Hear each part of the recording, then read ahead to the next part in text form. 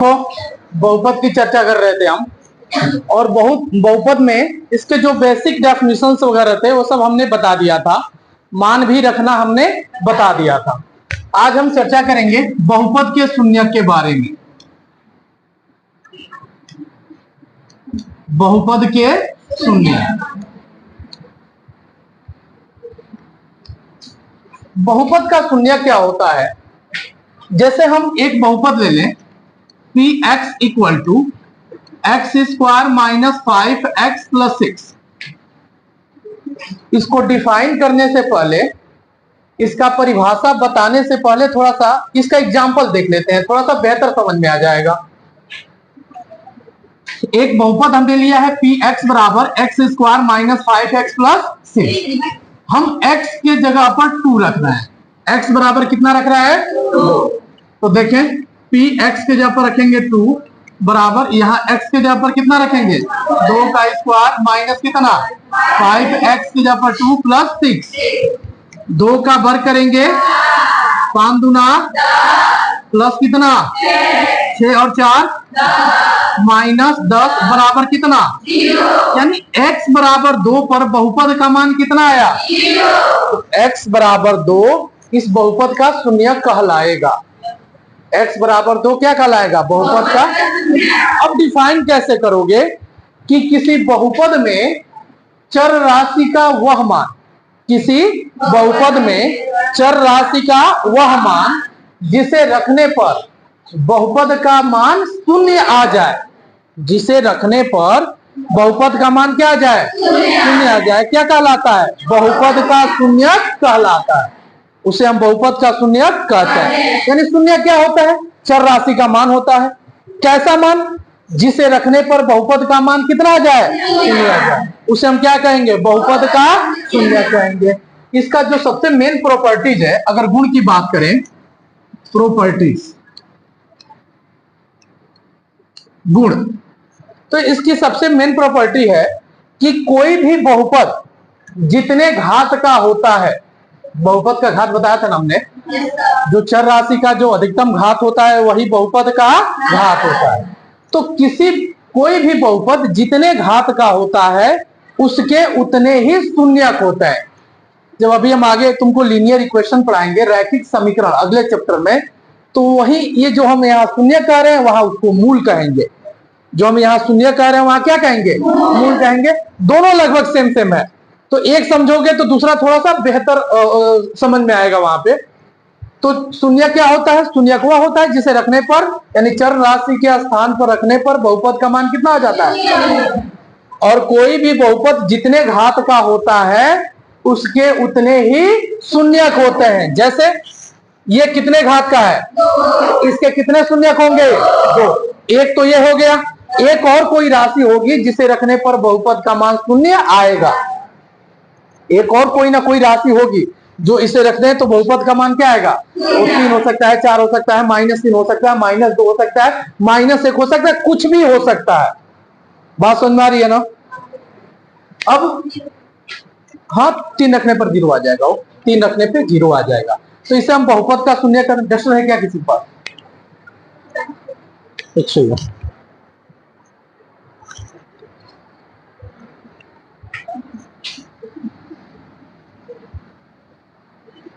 अब अगला टॉपिक है शून्यक ज्ञात करना। शून्यक ज्ञात कैसे करेंगे? तो ये बता दोगे ना कि कौन शून्यक है, कौन शून्यक नहीं है। अगर कहेगा कि ज्ञात कीजिए, कि मान लो एक दे दिया बहुपद p x equal to x cube minus 5x plus 1। ज्ञात कीजिए कि x बराबर 1 बहुपद का शून्यक है कि नहीं। क्वेश्चन कह दिया कि x बराबर 1 बहुपद का शून्यक है या नहीं। यह क्वेश्चन दे दिया कि x बराबर 1 बहुपद का शून्यक है या नहीं। तो हम इसके सॉल्यूशन में करेंगे क्या कि जो बहुपद दिया है कि x बराबर x cube minus 5x plus 1, इस बहुपद का घात कितना है? इसके कितने शून्यक होंगे?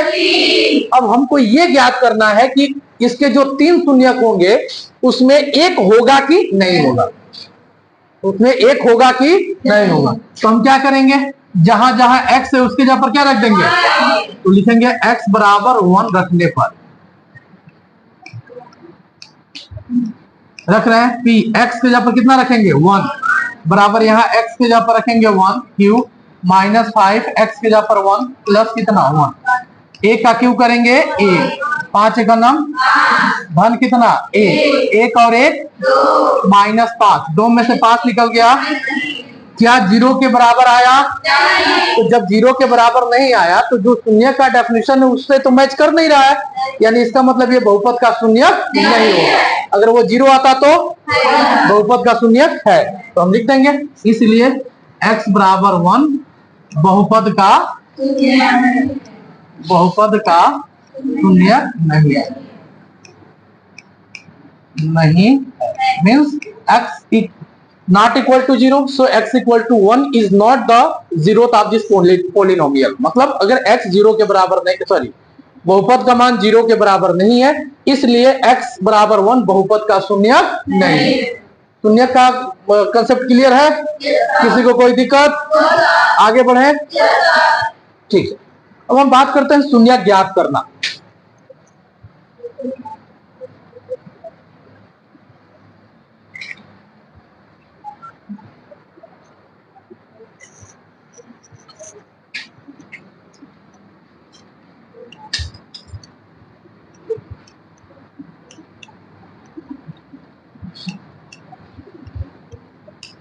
शून्य ज्ञात करना, तो हम शून्य ज्ञात करते कैसे हैं, तो अलग अलग बहुपद के लिए अलग अलग मतलब तरीका होता है, एक सामान्य तरीका होता है और एक नियम के द्वारा भी होता है। तो सबसे पहले हम बात करेंगे रैखिक बहुपद का।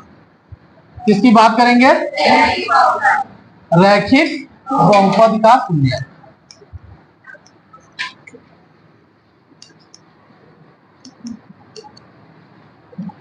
रैखिक बहुपद मैंने पीछे बताया ना, रैखिक बहुपद किसको कहते हैं, हाँ वह बहुपद जिसमें चर राशि का अधिकतम घात 1 हो, वह बहुपद जिसमें चर राशि का अधिकतम घात उसे क्या कहते हैं, रैखिक बहुपद कहते हैं।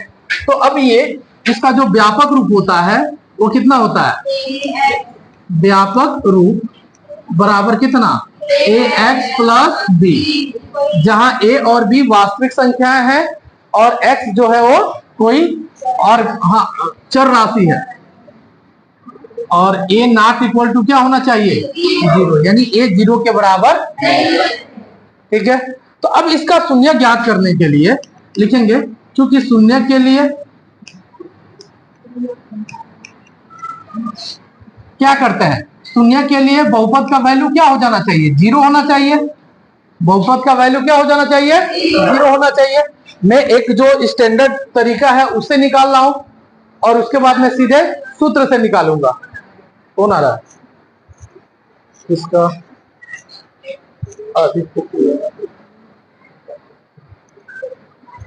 देखते रहना उस तरह को। देखो शून्य के लिए तो हम दो तरीका अपनाएंगे, एक तो जो प्रोसेस के तहत हम जाएंगे और दूसरा तरीका यह है कि हम करेंगे क्या, इसको सूत्र द्वारा हल करेंगे। हम दोनों तरीका बता रहे हैं। तो शून्य के लिए हम करेंगे क्या, ax plus b equal to 0, ax को यही छोड़ दें और पक्षांतर का नियम लगाकर प्लस बी को उधर लेकर जाएं तो क्या हो जाएगा, या x का मान निकालेंगे तो माइनस बी बटा कितना हो जाएगा a, यानी ये शून्य निकालने का तरीका हो गया। तो हम एक तरीके से ये निकालेंगे। अब इस पे देखते हैं सूत्र क्या बनता है, यानी x शून्य के बराबर रैखिक बहुपद का शून्य बराबर कितना हो जाएगा भाई, क्या होगा, तो रैखिक बहुपद है, रैखिक बहुपद का घात कितना होता है, इसके कितने शून्य होंगे, एक ही होंगे ना, तो एक बराबर क्या हो जाएगा, माइनस है यहाँ माइनस, और b क्या है, देखो यहाँ b क्या है, b वह है जो चर राशि से मुक्त है, तो उसको हम अचर पद कहते हैं। क्या कहते हैं, अचर पद, और बटा क्या, बटा a ना, a क्या है x का गुणा, बटा क्या x का गुणा। ये सूत्र का हम उपयोग करेंगे। शून्यक बराबर अचर पद बटा x का गुणा। एक एग्जाम्पल लेकर ये दोनों मेथड से हम समझाते रहे। कहेगा क्वेश्चन कि x प्लस 2x प्लस 6 का शून्यक ज्ञात कीजिए। शून्यक ज्ञात कीजिए। क्वेश्चन कर दिया 2x प्लस 6 का शून्यक ज्ञात कीजिए। तो हम करेंगे क्या? पहला मेथड, फर्स्ट मेथड से हम इसको 0 के बराबर करेंगे, जैसा हमने इसको किया।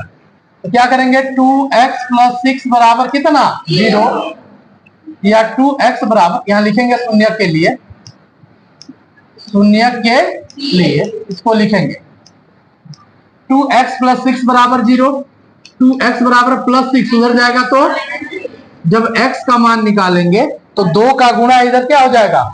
भाग, -6 बटा 2, 2 तिहाई, यानी इसका शून्य कितना निकल गया? -1।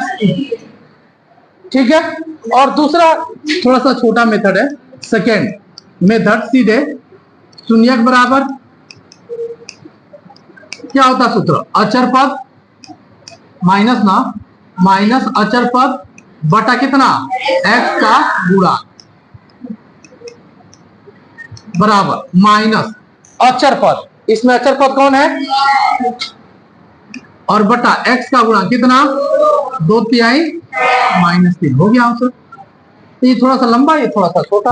अभी हो सकता है बहुत ज्यादा अंतर न समझ में आ रहा हो, लेकिन जब आगे बताएंगे, क्वाड्रेटिक बताएंगे, चाहे हाँ वही द्विघात बताएंगे, चाहे त्रिघात वाला बताएंगे, तो थोड़ा सा तब अंतर समझ में आएगा। बोलो, समझ में आया? निकाल लोगे रैखिक बहुपद का शून्यक निकाल लोगे ना? सीधे सूत्र यूज कर लोगे। चलो मान लो यह हो गया 5x माइनस 10, बताओ तो इसका कितना होगा? शून्यक -2 +2 होगा कि -2 होगा? +2 होगा ना? गुड, बहुत अच्छा है। सीधे लिखेंगे x बराबर माइनस अचर पद -10 है, और बटा x का गुणा कितना? 5, माइनस माइनस 10 बटा 5, 5 दूना 10 हो गया आंसर, यानी 2 आंसर हो जाएगा। समझ में आया? अब आते हैं द्विघात।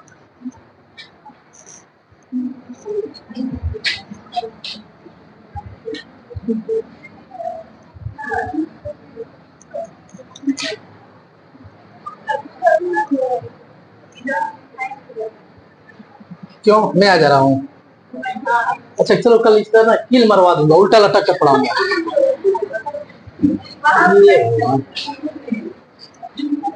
तो मेरी मोटापा का मजाक उड़ा रही है। अच्छा, तो हम लेफ्ट हैंड से लिख भी तो नहीं पाएंगे ना? बढ़ जाओ, नहीं मिलेगा तो वाइब्रेट करेंगे। अगला देखो,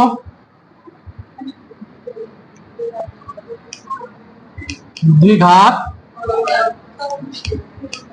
बहुपद के शून्यक।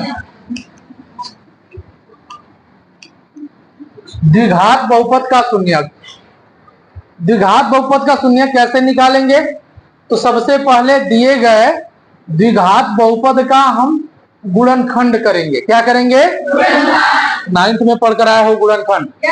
हम गुणनखंड करेंगे और उस गुणनखंड को बारी बारी से 0 के बराबर करेंगे। उस गुणनखंड को बारी से क्या करेंगे? बारी बारी से 0 के बराबर करेंगे और चर राशि का वैल्यू निकाल लेंगे, और वही उसका शून्यक हो जाएगा। जैसे कह दिया कि बहुपद x² माइनस 5x प्लस 6 का शून्यक ज्ञात कीजिए। एक क्वेश्चन दे दिया x² माइनस 5x प्लस 6 का शून्यक ज्ञात कीजिए। तो हम करेंगे क्या? इसके सॉल्यूशन में बहुपद है हमारा, इसको px से दिखा लो, बराबर कितना? x² माइनस 5x प्लस कितना? 6। अब शून्य के लिए क्या हो जाएगा? X square minus 5x plus 6 का मान कितना होना चाहिए? 0 होना चाहिए। अब क्या करेंगे? गुणनखंड पढ़े हो 9th में, लास्ट वाले का पहले में गुणा करेंगे तो यहाँ कुछ नहीं है तो 1 6 का नाम।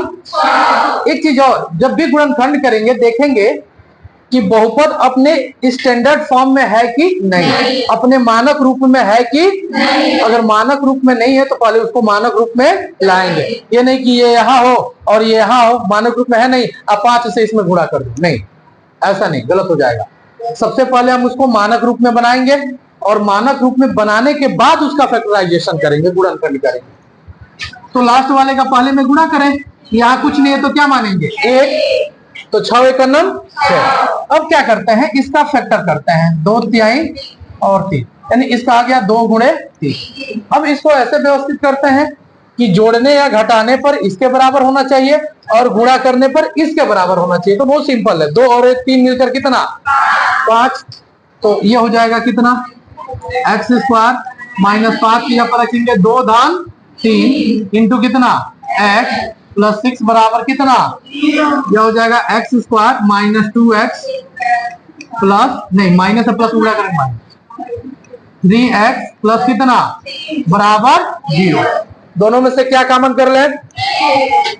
x कॉमन कर लें, क्या बचे? x माइनस 2 माइनस क्या कॉमन करें? 3, x माइनस 2 बराबर, दोनों में से क्या कॉमन कर लें? क्या बचेगा? बराबर कितना? अब बारी बारी से हमने कहा ना कि दोनों को 0 करेंगे, तो लिखेंगे यदि x माइनस 2 बराबर 0 तो x बराबर माइनस 2 उधर जाएगा तो, और यदि दूसरा x माइनस 3 बराबर तो x बराबर कितना? इसलिए शून्य बराबर कितना हो जाएगा? 2, 3। अब ये कौन सा बहुपद था? द्विघात बहुपद। कौन सा बहुपद था? इसका अधिकतम घात कितना था? इसके कितने शून्यक आने चाहिए थे? कितना आया है? आ गया ना? समझ में आया? इसको एक बार देख लो फिर आगे बढ़ रहा है।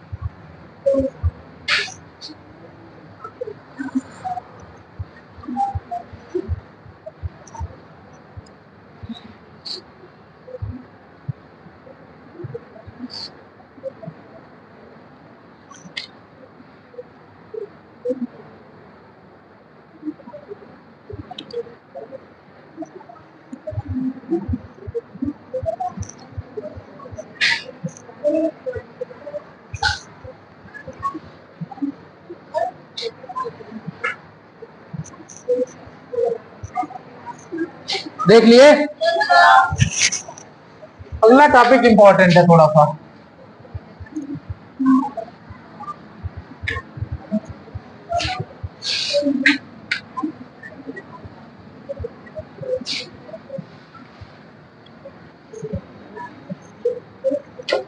ये जो टॉपिक बताने जा रहे हैं, एक साल ऐसे बोर्ड पेपर में दे दिया और सिलेबस में था नहीं, बोर्ड पेपर में दे दिया था, सिलेबस में था नहीं, तो थोड़ा सा बच्चों को दिक्कत हुई।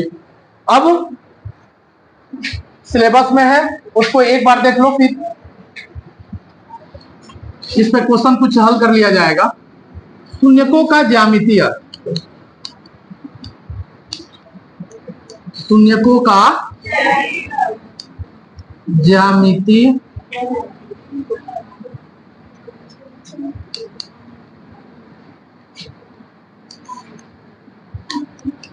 शून्यकों का ज्यामितीय अर्थ।